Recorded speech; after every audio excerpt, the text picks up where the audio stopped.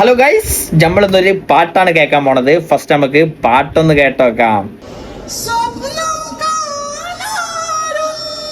അരേ ലീലാമണി, സോറി ജാൻമണി, രണ്ടും മണിയാണല്ലോ, അതുകൊണ്ട് അറിയാതെ വിളിച്ചു പോയതാട്ടോ. അല്ല ജാൻമണിയെ, ഇങ്ങള് വലിയ തന്താരായി. നമ്മള് ചെറിയ ചെക്കന്മാര് സ്വപ്നം കണ്ടു വരുമ്പോത്തിന് ആ സ്വപ്നത്തിനെ കൊന്നില്ലേ? എങ്ങനെ കൊന്നത്? സ്വപ്നം പറഞ്ഞാണ്ട് ആ സ്വപ്നത്തിനെ കൊന്നില്ലേ? നമുക്ക് സ്വപ്നം കാണാൻ തോന്നുവോ? സത്യം പറഞ്ഞാൽ ഞാനല്ലട്ടോ ആലോചിക്കണം, നിങ്ങളൊന്ന് ആലോചിക്കുകയാണെ. ആ ലീലാമണി, ആ ജാൻമണിന്റെ അടുത്ത് നിൽക്കണം ആ ചെങ്ങായി, ആ മുടിവാലന്. ആ ചെങ്ങായി ഏതായാലും ഇതിന്റെ ആങ്കറാണ്, ജാൻമണിനെ കളിയാക്കാൻ പറ്റൂലല്ലോ. എന്നിട്ട് സ്വപ്നം അത് പാടുമ്പോഴോ അങ്ങനെ കിടന്നാണ്ട് ആസ്വദിക്കണൊക്കെയാണ്. അതെങ്ങനെ ഞാനൊക്കെ ആണെങ്കിൽ അവിടുത്തെ കളിയാക്കിന്, ഞാൻ എന്നൊക്കെ ആരെങ്കിലും ആങ്കർ ആക്കട്ടെ, അവിടെ ഇട്ടിട്ട് പൊരിച്ചിനി.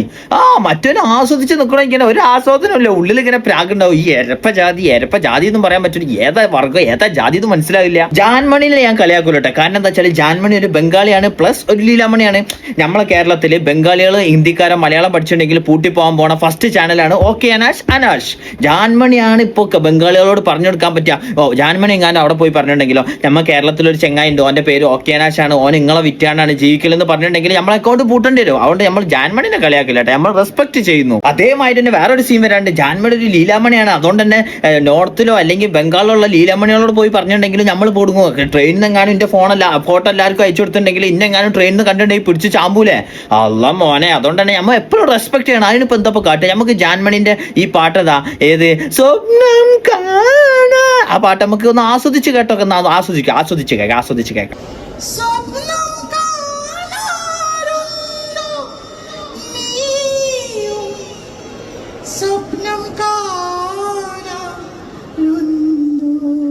പക്ഷെ സത്യം പറഞ്ഞാലേ ആ ആങ്കറിനെ സമ്മതിക്കുന്നുണ്ട്. എങ്ങനെയാണ് ആ ചെങ്ങായി ചിരിക്കാതെ ആസ്വദിച്ച് ഓൻ രാത്രി പോയിട്ട് ചിലപ്പോൾ ഏത് ട്രെയിനിന്റെ മുമ്പ് പോയിട്ട് എന്ന് പറഞ്ഞാൽ ആർത്തുണ്ടാവും, മിക്കവാറും ചെയ്തിട്ടുണ്ടാവും. കാരണം എന്താ വെച്ചാൽ എടാ ഞാനൊക്കെ ആണെങ്കിൽ ഇങ്ങനത്തെ ഫ്രസ്ട്രേഷനൊക്കെ എങ്ങനെ തീർക്കുക, എന്താ കാട്ടുക? ഞാൻ ചിലപ്പോൾ കടലത്തെ വെള്ളമൊക്കെ എടുത്ത് കുടിച്ചു തരും.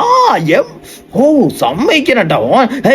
ജാൻമണിനെ കളിയാക്കരുത്, സോറി. നല്ല രസമുള്ള പാട്ടല്ലേ, അടിപൊളി പാട്ടിട്ടോ. സ്വപ്നം കാണാറുണ്ടോ? എന്ത് നല്ല വരികളില്ലേ.